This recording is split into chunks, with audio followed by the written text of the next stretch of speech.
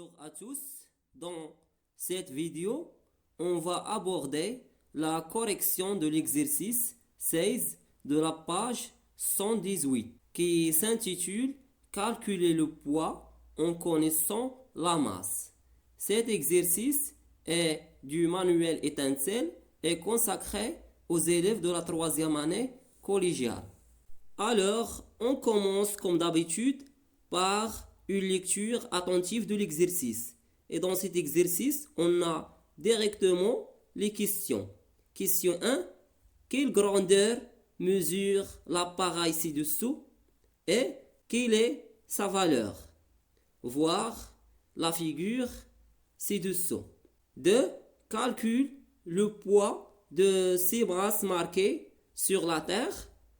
Quel serait leur poids sur Jupiter? Et on a les données. G de terre est égal à 10 newtons fois kilogramme à la puissance moins 1. Et on a G de Jupiter est égal à 25 newtons fois kilogramme à la puissance moins 1. La correction 1. Quelle grandeur mesure l'appareil ci-dessous et quelle est sa valeur? Quelle est la valeur de cette grandeur? Donc, premièrement, cet appareil s'appelle la balance et est utilisé pour mesurer la masse. Donc, la grandeur mesurée, c'est la masse. Et sa valeur est égale à la somme de toutes les masses marquées qui se trouvent sur le plateau. Alors, N, la masse de l'objet, est égale à 30 grammes plus 20 grammes plus 10 grammes est égal à 60 grammes. Et on sait que l'unité internationale de la masse est le kilogramme. Donc, il doit convertir 60 grammes en kilogrammes. Et pour cela, on va utiliser le tableau de conversion de la masse.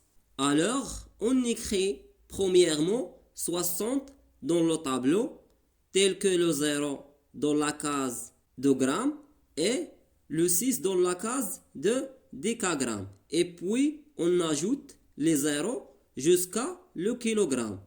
Dans notre cas, on ajoute 2 zéros. Et finalement, on ajoute la virgule à droite du premier zéro, comme il est indiqué dans le tableau. Alors, 60 grammes est égal à 0,06 kg. Question 2. Calcule le poids de ces masses marquées sur la Terre. Quel serait leur poids sur Jupiter? On a les données qu'on va utiliser dans la question G de Terre et G de Jupiter. Donc, le poids de ces masses marquées sur Terre, on va utiliser la relation P est égal à M fois G. On a P est égal à M fois G et on a N, la masse de ces masses marquées est égal à 0,06 kg. Il doit être 1 kg pour utiliser la relation. Et on a G de terre, la pesanteur de terre est égale à 10 newtons par kilogramme. Et on va effectuer l'application numérique. On trouve P est égal à 0,06 kg fois 10 newtons par kilogramme. P est égal à 0,6 newtons. Alors le poids de ces masses marquées sur Terre, sur la planète Terre, est égal à 0,6 newtons. Et on va utiliser la même méthode pour calculer le poids de ces masses marquées sur Jupiter.